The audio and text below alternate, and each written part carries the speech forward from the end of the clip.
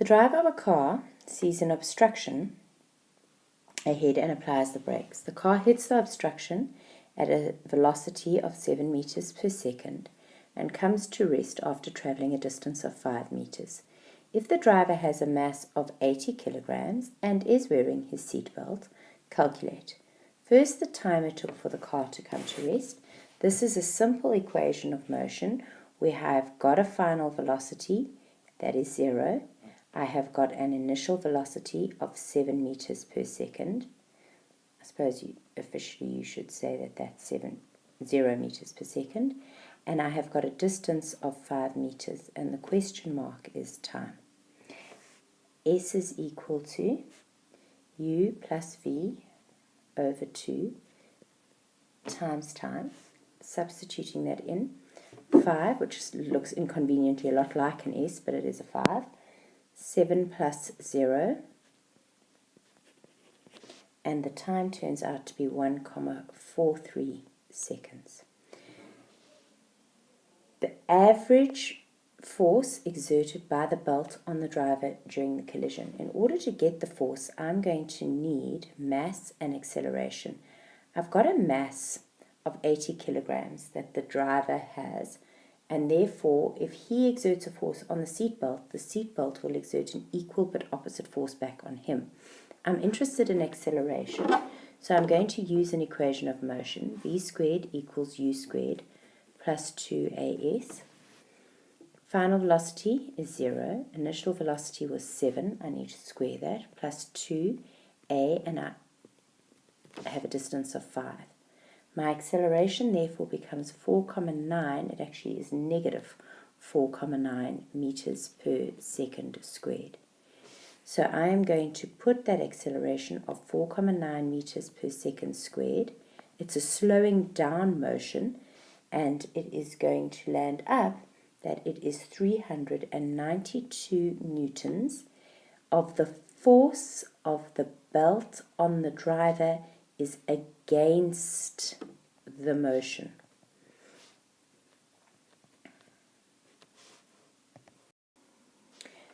A 20 Newton force is exerted horizontally to the right on a 5 kilogram box that rests on a rough table.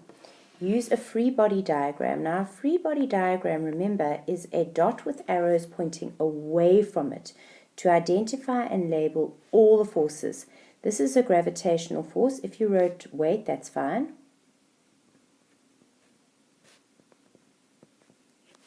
And acting against that and balancing it is a normal force. Those two should be approximately the same length because they balance each other out. The next one is that there is a force that has been exerted over here. It is a 20 Newton force, and it is the applied force. You need to say that, and there is a frictional force acting against it. It says that it is at rest on the table, which means that it should be balanced out. So the frictional force is here. Later on, they tell us that the frictional force is actually smaller, but at this stage, we believe that it is at rest. If the coefficient of static friction is 0,15, calculate the limiting frictional force between the block and the table, and this is going to turn out to be less than 20, which means that this little dot is really not at rest. But I would have accepted a frictional force that was shorter or a frictional force that was equal due to this ambiguity in the question that has been structured. So what are we going to do? We're going to say that the force is equal to mu force normal, and the force normal in this case is equal to the gravitational force, which is equal to mg. So I'm going to say 0,15 from there. Mass of the object, 5 kilograms, and gravitational acceleration, 9,8, and I land up with 7,35 newtons against the motion.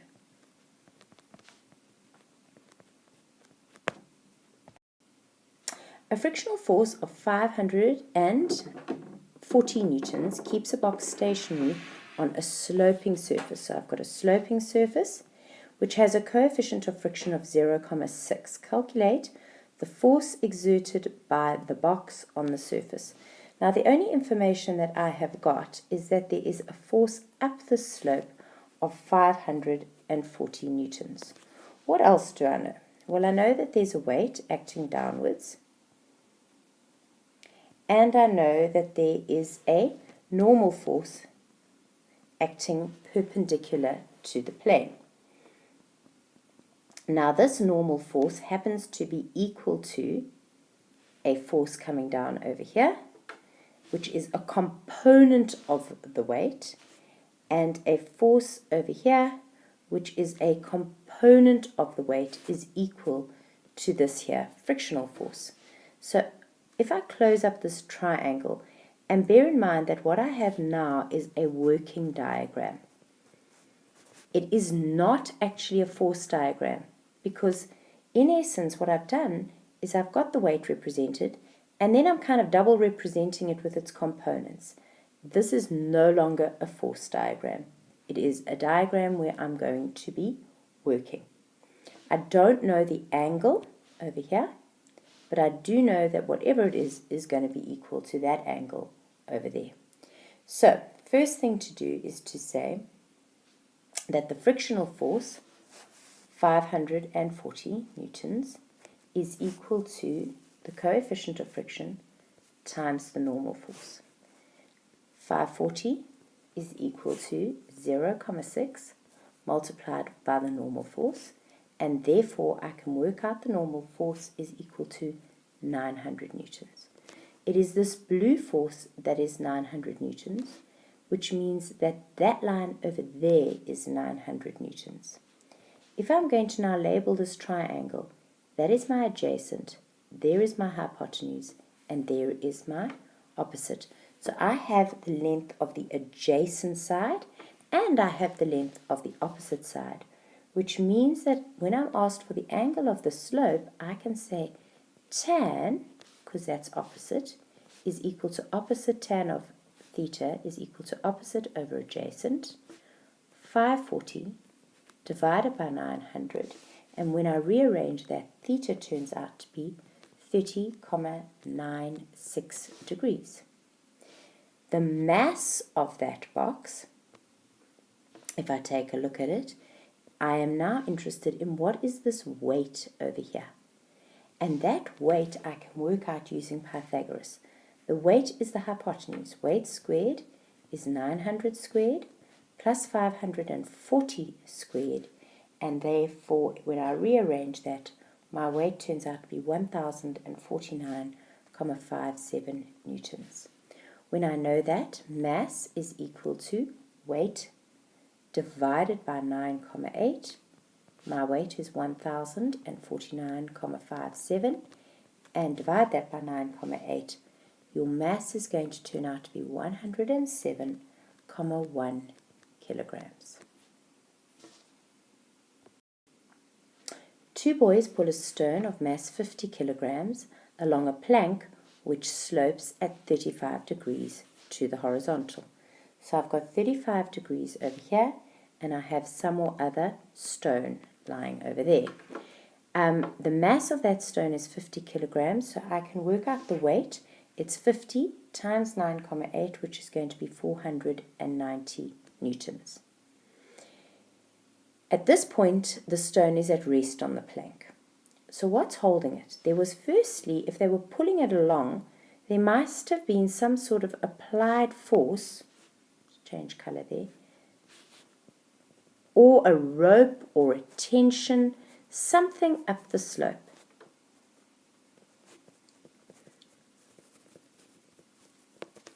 Something along those lines. And we also know that there is a normal force. Draw a diagram showing the forces acting on the stone. Those are three of the forces, but somewhere here there's no friction. Nobody's told me anything in this story about friction. So if there's no friction, well, no friction mentioned, in other words, it's not a frictionless plane, I need to put friction in. Friction is holding it up the plane. There is an argument to be made for the fact that the boys are holding it up, and actually friction is what's preventing it from sliding, from being pulled by these boys up the plane. So I would have accepted friction in either direction, but there must be some compensation for the fact that there's some consideration for friction. You'll probably find the friction of it sliding down might be even equal, and there might be friction in both directions for this particular stone.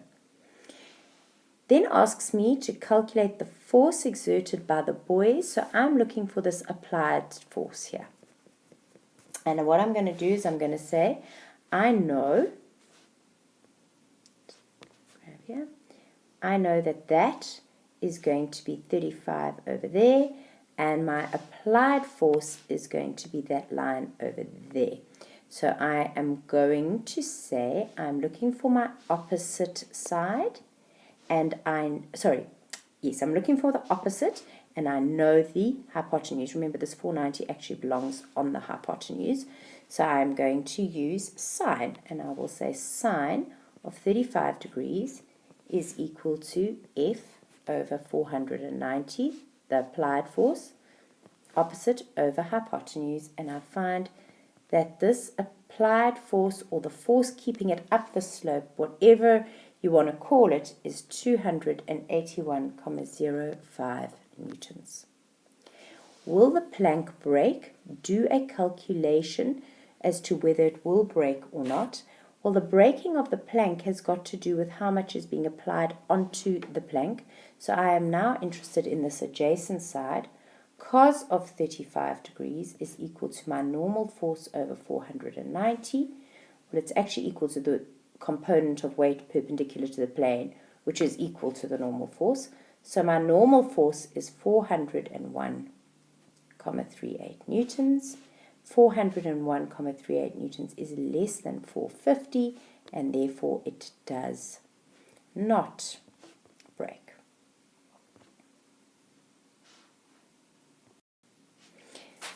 All surfaces and pulleys are frictionless. That's such good news. And the strings have negligible mass. Calculate the acceleration of the 22 kilogram block. So if I look at the 8 kilogram block, there's a weight, and there's a normal, and they're balanced. So that's not interesting to motion. There is a tension to the right, and there's no friction. So the only force on the 8 kilogram block, which is equal to the force resultant, is equal to the mass times the acceleration. Big force, tension 1 pulling to the right.